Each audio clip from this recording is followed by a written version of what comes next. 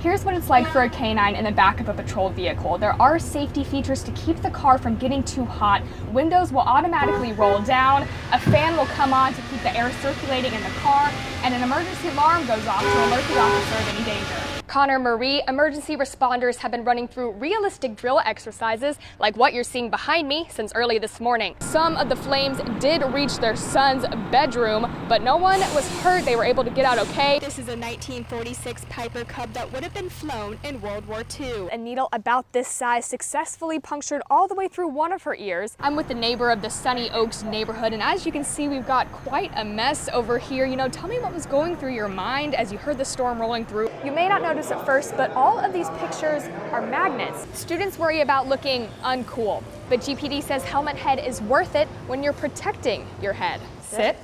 There we go. Good boy. Dogs like Captain learn basic skills like how to sit. 15 feet away from where I'm sitting, that is where the bus first made contact. Some tips for sparklers: keep them about an arm's length away from your body. Take a look at all of this debris left over in the aftermath. You can see the crime tape is still up. You normally can't see these birds from mainland Cedar Key. What is piling up is quite a collection of garbage. Well, Olivia, the area that you see to the left of me used to be open to the outdoors. But perhaps the most shocking is this abandoned boat right by the walking pathway. Reporting live from GFR's Training Bureau, live from Paynes Prairie, reporting live from the newsroom, Maggie Lorenz, WUFT News. And fire rescue is just making sure that the fire is completely contained. They're still lingering out here working on a few hot spots outside of the home. And this side that you see, that charred side of the house, that's where the 9-year-old son's bedroom is. And his dad just says that he's lucky his son and the whole family was able to get out of the house safely. My heart went out to my kids because that's the first thing I reacted. His children's safety is what drove Howard Hill to get his family out quickly as their Brentwood home burned. I come outside, the flames then went all the way up into the trees, then jumped over to our house. Cell phone footage he captured shows the intensity of the fire. Hours later, the family is left to search through the rubble. A look inside their home shows just how close the flames came to their 9-year-old son's bedroom. He's a Gators fan. Jacksonville Fire Rescue worked for hours to make sure the fire was fully contained. Hill says the night could have ended in tragedy had it not been for a neighbor's action. Right there, I just kept banging him real hard. Virginia Gray, seen here holding the Hills' daughter, pounded on her neighbor's door until they woke up. The Hills are calling her quick response an act of God. It's a blessing that she responded and she acknowledged around the whole neighborhood here.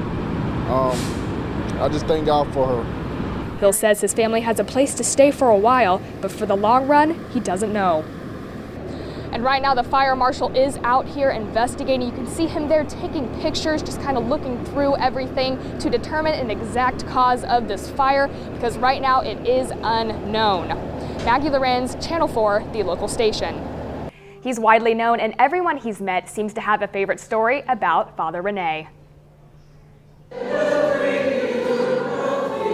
Still looking for answers in the disappearance of Father Rene Robert, the North Florida communities he touched are turning to prayer. I woke up out of bed 4 o'clock in the morning when my mom told me, and I just dropped to my knees, and all I could do was cry and pray.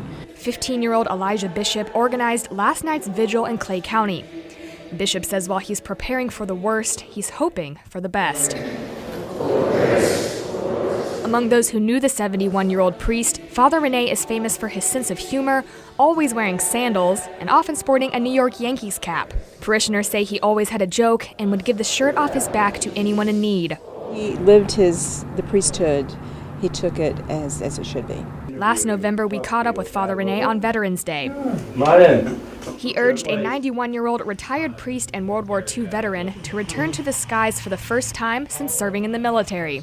He pretty much stays to himself, and unless someone invites him to do something, he doesn't go anywhere except to go to the doctors or the dentist or something else like that. Father Rene told me that he made a point to visit retired priests because often they don't have a lot of family looking after them. Figure me, when I get my 90s, I'll have somebody looking after me. Father Rene was also dedicated to volunteering in the deaf community. He was fluent in American Sign Language and taught at the Florida School for the Deaf and Blind in St. Augustine. Reporting live from the newsroom, Maggie Lorenz, WUFT News. The mom is worried about the risk of infection and wondering why the bus driver didn't notice anything.